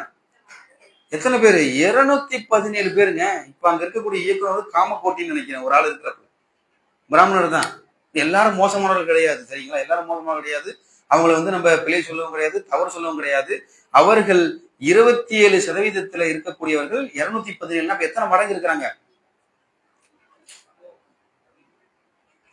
27 சீட்டு தான் இருக்குது. அவங்க 217 இருக்கிறாங்கன்னு சொன்னா 27 பேர் வந்தாலே 100% ஆச்சு. 100 பேர் வந்தாலே 400%. கிட்டத்தட்ட எத்தனை பேர் இருக்கிறாங்க? 800%க்கும் மேலாக அங்க பிரதிநிதித்துவம் படுத்தி கொண்டிருக்கிறாங்க. ஃபாத்திமா லத்தீஃப்னு ஒரு பொண்ணு கேள்விப்பட்டிருக்கிறீங்களா? கேள்விப்பட்டிருக்கிறீங்களா? கோல்டு மெடலிஸ்ட், தற்கொலை பண்ணிட்டு இறந்துட்டாங்க தெரியுமா உங்களுக்கு? ஐஐடியில படிச்ச நம்ம மக்கள், நம்ம சமுதாயத்துல பெண்கள் படிச்சு மேல வர்றது ரொம்ப பெரிய விஷயம். அங்க படித்த அந்த பெண்மணி வந்து ரொம்ப கோல்டு மெடலிஸ்ட். ஆனால் கொடுக்கக்கூடிய பிரஷர் தாங்க முடியல. நிறைய மக்கள், முஸ்லிம் மக்கள், எஸ்சிஎஸ்சியில இருக்கக்கூடிய, கீழ்ஜாதியில இருக்கக்கூடிய அந்த மக்கள் எல்லாம், நிறைய மக்கள் தற்கொலை பண்ணிக்கிட்டே இருக்கிறான். ஒரு ஐஐடி கேரக்டர் நீங்க சும்மா நியூஸ் எடுத்து பாருங்க, எப்படி தற்கொலை பண்ணிக்கிட்டே இருப்பான். ஏன்னா ஒரு எக்ஸாம் பாஸ் பண்ணணும்னா இந்த மாதிரி 3% அவர்கள் அந்த மார்க்கை போட்டால் மட்டும்தான் பாஸ் பண்ண முடியும். இன்ஜினியரிங் படித்த மக்களுக்கு, ஆர்ட்ஸ் அண்ட் சயின்ஸ் படித்த மக்களுக்கு தெரியும், அவங்க பாஸ் பண்ணா மட்டும்தான் முடியும். லேப்ல 100க்கு 100 மார்க் அவன் டீன் போட்ட யாருமே நீங்கள் கேட்கவே முடியாது. அப்ப யாருமே கேட்க முடியாத அந்த ஆசிரியர் பணியில கூட என்ன செய்யல, நம்மளுடைய மக்கள் போய் உள்ள போய் உட்காரலங்க. அவ படித்த பட்டதாரிகள்ல அந்த சச்சார் கமிஷன் சொன்ன இல்லையா, அந்த குழுவுல வந்து அவங்க என்ன சொல்றாங்க, 15% முஸ்லிம்கள் படித்து விட்டு வேலை இல்லை. அதுல நானும் ஒரு ஆளு தான். நம்ம முதல் தலைமுறை பட்டதாரி, நமக்கு தெரியல, இப்பதான் ஒண்ணு தெரிய வரும்போது வயசு பாராய் நிக்குது. அப்ப முதல் தலைமுறை பட்டதாரிகள்லயே அங்க போய் உள்ள அப்ளை பண்ணி அவங்க வேலை கிடைச்சிரும். அங்க இயக்குநர்கிட்ட கேட்கறாங்க, அந்த கேள்வி எடுத்து போய் கேட்கறாங்க, இந்த 217 எங்க, யாரோடைய இடம்? நம்மளுடைய ஒரு 54 சீட்டு, நம்ம 54 சீட்டு போச்சு. அதுல 3 முஸ்லீம் ஆசிரியர் இருக்கான், அவ்வளவுதான். மீதி எத்தனை? 53, 50 பேர் இருக்கான். அதுக்கப்புறம் பிசி பிரிவுல இருக்கக்கூடிய, எஸ்சி பிரிவுல இருக்கக்கூடிய அந்த 17, அந்த 18, எஸ்டில மலைவாழ் ஜாதியில் இருக்கக்கூடிய ஒரு 15, இது எல்லா போஸ்டிங்லயுமே அவன் உட்கார்ந்துருக்கான். கடைசியா போய் கேட்டா என்ன பதில் சொல்றான் தெரியுமா? நிருபர்கள் கேட்கறதுக்கு, எங்க ஸ்டூடெண்ட்ஸுக்கு கிளாஸ் எடுக்க டீச்சர் வேணும் இல்லையா, யாருமே அப்ளை பண்ணல, என்ன செய்யறது? யாருமே அப்ளை பண்ணல. அப்ப எப்படி நம்ம போஸ்டிங் கொடுக்க முடியும் அப்படின்னு அவன் கேட்கறான். கேட்கறது கரெக்டா இல்லையா? அவன் கேட்கறான். மக்களுக்கு வந்து கிளாஸ் எடுக்கணும். அப்ப இவங்க என்ன செய்யறாங்க? இதை போல பயங்கரமான ஒரு இருட்டடிப்பு மீடியாவுக்கு வெளியே தெரியவே தெரியாது. நீங்க என்னைக்காவது இதை பார்த்துருப்பீங்களா? TNPSC, UPSC, SSC, TRB, RRB news சேனல்கள்ல போட்டுக்கொண்டே இருக்குது. நீங்க பார்த்துருக்கீங்களா? ஒரு நடிகரை பத்தி ஒரு விஷயம் வந்ததுன்னு சொன்னா அன்னைக்கு அதுதான் பிளாஸ் நியூஸா ஓடும். இன்ஸ்டாகிராம், ட்விட்டர் எல்லாத்தையும் அது ஓடிக்கிட்டே இருக்கும். ஏன்? அந்த மேன்மை மக்கள் சொல்றாங்க இல்லையா, 3% அவர்களுக்கு தெரியும். ஏன்னா அவன் தானே எக்ஸாம் ஷெடியூலே போடுறான். அவன் போட்டு நேரா வந்து அவன் ஃபேமிலி குரூப்ல அமுச்சு விட்டுருவான். இது நடக்குது. ஃபேமிலி குரூப்ல அமுச்சு விட்டுருவான். அவன் அழகா பொறுமையாக வரான், அழகா டிகிரி படிக்கிறான். டிகிரி படிச்சு 27 மார்க் எடுத்து இடபிள்யூஎஸ் எக்கனாமிக்கலி வீக்கர் செக்ஷன் அந்த 10% அடிப்படையில 27 மார்க் எடுத்து உள்ள போயிடுறான். எஸ்சி அப்பா அம்மா படிச்சிருக்க மாட்டேன். எஸ்சின்னா சொன்னா இப்ப நிறைய கொஞ்சம் நல்லா வந்துட்டாங்க. எஸ்சி எஸ்டி அந்த எஸ்டில வந்து படிப்பு ஏபிசிடி என்னன்னு தெரியாது. அவன் படிச்சு, அந்த பெண்மணி படிச்சு, அந்த ஆண் படித்து 72 மார்க் எடுக்கிறான். கட் ஆஃப் 74 மார்க்னு சொல்லி அவனுக்கு வேலை இல்லை. இவன் இடபிள்யூஎஸ் 27 மார்க் பாஸ், உள்ள போ, செலக்டட். அப்ப இந்த பிரச்சனைகள் எல்லாம் நாம் எப்பொழுது எடுத்து பேசி இருக்கிறோம்? அப்ப அன்பிற்குரியவர்களை, இப்ப இங்க இருக்கக்கூடியவர்கள் வந்து நம்முடைய பிள்ளைகளை அரசு அதிகாரிகளாக மாற்றுவோம் அப்படின்னு எத்தனை பேர் பெண்கள்ல ஒரு நம்பர் கொடுக்கலாம் பார்ப்போம். ஒரு 5 செகண்ட் டைம். ஆண்கள்ல இப்ப சும்மா யோசிச்சு சொல்லுங்களேன். எத்தனை பேர் நம்மளுடைய பிள்ளைகளை வந்து அரசு அதிகாரிகளாக மாற்றுவோம்? அதே மாதிரி இங்க இருக்கக்கூடியவர்கள வந்து வக்கீல்கள் எத்தனை பேர் இருக்கிறாங்க? என்னுடைய வாப்பா அம்மா வக்கீல், இல்ல நான் வக்கீல், என்னுடைய பிள்ளை வக்கீல். யாருங்க இருக்கிறீங்க இங்க ஆண்கள்ல? யாராவது ஒருத்தர் கை தூக்குங்க பார்ப்போம். யாராவது ஒருத்தர் கை தூக்குங்களேன். யாராவது ஒருத்தர்? யாருமே இல்ல. பெண்கள் சைடு யாராவது இருக்காங்களா? யாராவது இருக்காங்களா? யாருமே கிடையாது. யாருமே கிடையாது. இப்ப திருப்பரங்குன்றத்துல ஒரு இஷ்யூ நடந்து கொண்டு இருக்கிறது. நல்லா நீங்க பார்க்கணும். அவங்க வந்து என்ன செய்யறாங்க? கொலிஜியம் அடிப்படையில வந்து நீதிபதியை வந்து நியமிக்கிறார்கள். இப்ப இருக்கக்கூடிய பேரு சுவாமிநாதன் அவர்கள் வந்து என்ன செய்யறாங்க? ஒரு நில அளவையின் கல்லுல வந்து அங்க எண்ணெயே ஊத்த முடியாதுங்க, அப்படி இருக்கு. அதுல வந்து தீபம் ஏற்றுறதுக்கு வந்து இந்த ராம ரவிக்குமார்னு சொல்லி இந்த சங் பரிவாரோடைய ஒரு துணை அமைப்பு, 25 துணை அமைப்பு இருக்கு. விஹெச்பி இருக்கு, ஆர்எஸ்எஸ் இருக்கு, பிஜேபி, இந்த மாதிரி நிறைய அமைப்புல அது ஒரு அமைப்பு. இந்து முன்னணி, இந்து சேனா, தேவசேனான்னு சொல்லி நிறைய கட்சிகள் இருக்கும். அதுல இருக்கக்கூடிய வந்து ராம ரவிக்குமார்ன்ற ஒருத்தர் வந்து பெட்டிஷன் போடுறாரு.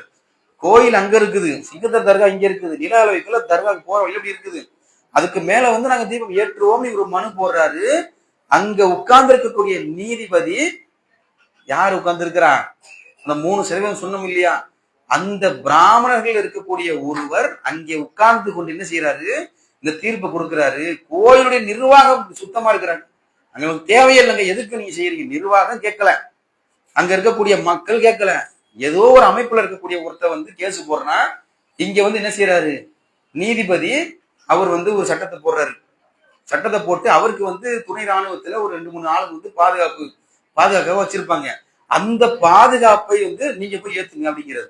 இது வந்து அதிகார துஷ்பிரயோகம். அப்ப நீதிபதி இப்படி செய்யறான். ஒண்ணுமே செய்ய முடியாது. தமிழக முதலமைச்சராலும் கூட என்ன செய்ய முடியாது? ஒன்றும் செய்ய முடியாத அளவிற்கு இந்த சட்ட திட்டங்கள் இங்க இருக்கிறது. அப்போ எப்படி நீதிபதி ஆக முடியும்? ஒரு வக்கீல் வந்து ஒரு 10 வருடம் வந்து அங்க பிராக்டிஸ் பண்றாரு. பார் கவுன்சில பதிவு பண்ணி பிராக்டிஸ் பண்ணும் பொழுது ஜட்ஜுக்கான ஒரு எக்ஸாம் வரும். அந்த எக்ஸாம் வரும்பொழுது இவர் அப்ளை பண்ணி எழுதி பாஸ் பண்ணிட்டாருன்னு சொன்னா கீழ்கோட்டு, நடுக்கோட்டு, மேல்கோட்டு சொல்லி நிறைய கோர்ட்டுகள் மாவட்ட ரீதியாக இருக்குது. மாவட்ட ரீதியாக, மாநில ரீதியாக எல்லாம் இருக்குது. உயர் நீதிமன்றங்கள் தனியா இருக்குது. இது ஒரு பெரிய செட்டிங். உயர் நீதிமன்றம், அதுக்கு மேல போனா உச்ச நீதிமன்றம். அப்ப உச்ச நீதிமன்றத்திலயும் அவங்கதான் இருக்கிறாங்க. உயர் நீதிமன்றத்துல, மதுரை உயர் நீதிமன்றத்துல ஒரு அமர்வுல இருக்கக்கூடிய தனி நீதிபதி அதை எதிர்த்து 2 நீதிபதி கொடுக்குறான். அதை வந்து மேல்முறையீடு பண்றாரு அவரு. அப்ப ஒரு நீதிபதி ஒரு சட்டத்தை சொல்லிவிட்டால் அப்போ நமக்கு என்ன செய்ய முடியல? எடுத்து போராட முடியல. கூட்டமா என்னென்னமோ செஞ்சு பாக்குறோம். இன்னும் அந்த பிரச்சனை முடியாமல் இருக்கு. அதுக்கு வந்துட்டு போயிட்டாரு பிரதமர். ஒரு பெரிய கலவரம் நடந்து அத்தனை மக்கள் இறந்து விட்டார்கள். மணிப்பூர்ல எட்டி பார்க்கல. காஷ்மீர்ல கலவு எடுத்து அடிச்சு அங்கேயும் எட்டி பார்க்க முடியல. எதிர்கட்சினா அனுப்பவே இல்லை இன்னை வரைக்கும். அங்க வந்து 2G கூட கிடையாது, நெட்டு கூட கிடையாது. அங்க இங்க என்ன நடக்குதுன்னு சொல்லி கூட காஷ்மீர் மக்களுக்கு தெரியவே தெரியாது. எதுவுமே கிடையாது அங்க. அப்ப அப்படி வந்து அந்த இடத்துல ஒரு ஆளால செய்ய முடியும்னு சொன்னா, இஸ்லாத்துக்காக, மக்களுடைய நன்மைக்காக நம்மளுடைய ஆட்கள் அங்க ஏன் போய் உட்காரக்கூடாது? இப்ப இங்க வந்திருக்கக்கூடியவங்கள ஒரு வக்கீல் கூட இல்லையே. ஏன் இல்ல? ரொம்ப கஷ்டமான படிப்பு அது. இன்ஜினியரிங்கை விட 4/1 ஒண்ணுமே கிடையாது, குப்பை. நீ படிச்சீங்கன்னா ஈஸியா வந்துடும். பிராக்டிஸ் பண்ண 5 வருஷம் பிராக்டிஸ் பண்ணி முடிஞ்சு போச்சு. அப்ப இவ்வளவு ஒரு பவர் வாய்ந்த ஒரு இடத்துல கூட நான் ஐஏஎஸ் ஆக போக மாட்டேன். மொத்த ஐஏஎஸ் 325ல தமிழ்நாட்டுல 10 பேர் இருக்கிறோம். ஐபிஎஸ் 236ல 7 பேர் இருக்கிறோம். ஐஎஃப்எஸ்ல ஆளே கிடையாது. ஃபாரின் சர்வீஸ்ல முஸ்லிம் யாருமே கிடையாது உள்ள. அப்ப இதுல யாருமே வரமாட்டீங்க. டிஎன்பிஎஸ்சி யாருமே எழுத மாட்டீங்க. யூபிஎஸ்சி யாரும் எழுத மாட்டீங்க. அப்புறம் எஸ்எஸ்சிக்கு போக மாட்டீங்க, ஆர்ஆர்பிக்கு போக மாட்டீங்க, அடுத்து வக்கீல் கூட ஆக மாட்டீங்கன்னு சொன்னா அப்ப அவன் போட்டிருக்கக்கூடிய என்ஆர்சி நம்மளே செஞ்சுக்கிட்டு இருக்கோமா இல்லையா? அப்ப நம்மளே ஒரு என்ஆர்சி சட்டத்தை வந்து நம்மளே தனியா வச்சு இந்த அரசு இயந்திரத்திலிருந்து வெளியே வந்திருக்கோமா இல்லையா? அப்ப இதை வந்து மிக அதிகமாக சிந்தித்து பார்க்கணும். நான் இடையில வரும்போது அண்ணன் கூட சொல்லியிருந்தேன், காகா ரஃபி பாயிட்ட சொல்லியிருந்தேன், இந்த மாதிரி வந்து சில பள்ளிவாசல்கள்ல வந்து கோச்சிங் சென்டர் வந்து என்ன செய்யறாங்க, முன்னெடுத்து அவங்க பண்ணிட்டு போறாங்க. போய் இன்ஷால்லாம் நம்ம வந்து என்ன செய்யறோம், மக்களுக்கு வந்து யாருக்கு ஒரு பிடிப்பு இருக்கிறதோ, இந்த மக்களுக்கு வந்து நல்லது செய்யணும், இது பண்ணணும், இந்த இதை வந்து சரியாக முறையில கொண்டு போகணுன்ற ஒரு எண்ணம் இருக்கிறதோ அவர்களுக்கு இலவசமாக கிளாஸ் எடுக்கிறதுக்கு ரெடி, நிறைய பேர் ரெடியா இருக்கிறான். ஆனா யார் படிக்கிறதுக்கு வர்றீங்க? 12th படிக்கிறதுக்கு சிபிஎஸ்இ ஸ்கூலுக்கு உடனே இப்போ கவர்மெண்ட் ஸ்கூல்ல சேர்க்கறதுக்கு யோசனை வந்துடும் நமக்கு. இப்போ மெட்ரிகுலேஷன் ஸ்கூல் ஓகே, எல்லாமே ஓகே. அப்ப என்ன செய்யறாங்க, நம்மளுடைய மக்கள் வந்து இதை பற்றி எந்த ஒரு சிந்தனையுமே இல்லாமல் எப்படிங்க இருக்க முடியுது இத்தனை நாள்? அப்படி யோசிச்சு பாருங்க. இப்போ வந்து நம்ம எடுக்கணும் 2 முடிவு தான். ஒண்ணு வந்து நம்ம பிள்ளைகிட்ட சொல்லும் பொழுது, ஒரு டூருக்கு போகும்போது என்னங்க ரெடி பண்ணுவோம், ஒரு டூருக்கு போறோம், அந்த ஒரு பிள்ளைகிட்ட சொன்னீங்கன்னா டூருக்கு எங்க போகலான்னு கேட்கும் பொழுது மெரினா பீச்சுக்கு போகலாம், விஜிபி போகலாம், எம்ஜிஎம் போகலாம், இப்படின்னு ஒரு இடத்தை சொல்லுவார்கள். சொல்லும் பொழுது நீங்க என்ன சொல்வீங்க, உங்களுடைய திங்ஸை பேக் பண்ணிக்கங்க. இந்த மாதிரி ஊட்டி கொடைக்கானல் போனா உங்க திங்ஸை பேக் பண்ணிக்கிறீங்க, அதுக்கு உண்டான வழியை வந்து சரியாக வைத்துக் கொள்ளுவோம் அப்படின்னு சொல்லுவோம்.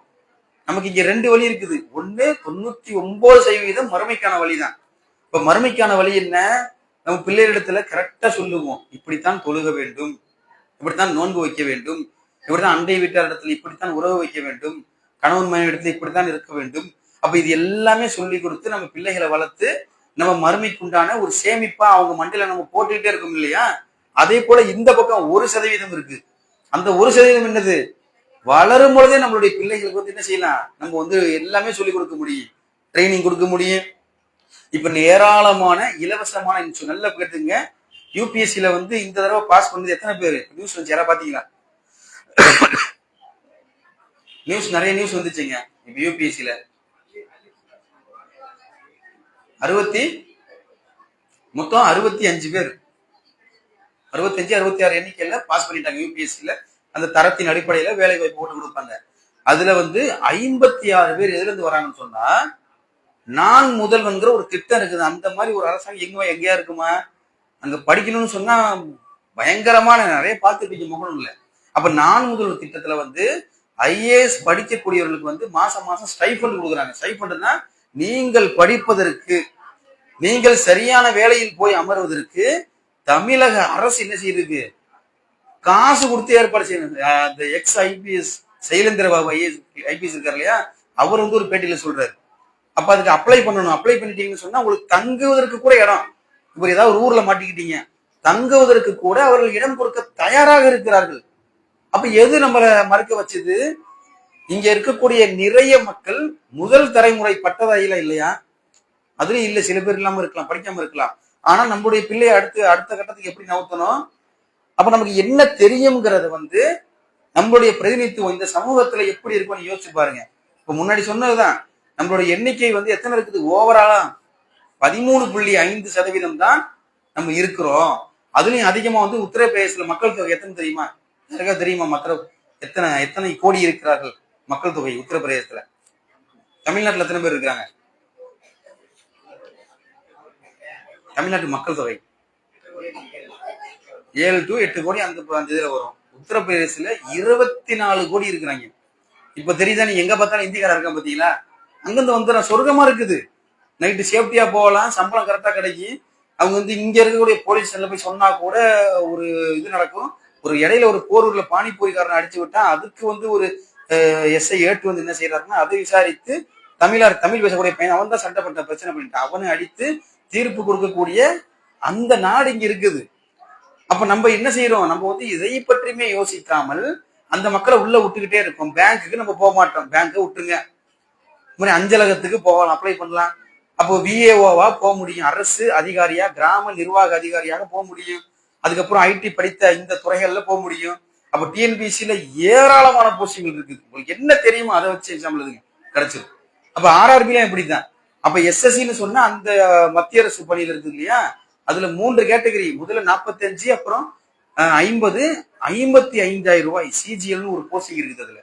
அதுல நீங்க எக்ஸாம் எழுதி போனீங்கன்னா ஐஏஎஸ் ஐபிஎஸ் இருக்காங்க இல்லையா, அவங்களுடைய துணை உதவியாளர்களாக நீங்க போலாம்.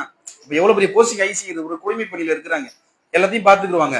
அவங்களுடைய உதவியாளர்களாக போகும்பொழுது எவ்வளவு ஒரு முக்கியம் நிறைந்த ஒரு போஸ்டிங் நம்ம போய் பேச முடியும். அப்ப நம்மளுடைய அன்பிற்குரிய சகோதர சகோதரிகளுக்கு சொன்னது என்னவென்றால், நம்ம இப்போ வந்து என்ன செய்யலாம், ஒரு இது வந்து எடுக்கணும். நம்முடைய வீடுகள்ல இருக்கக்கூடியவர்கள்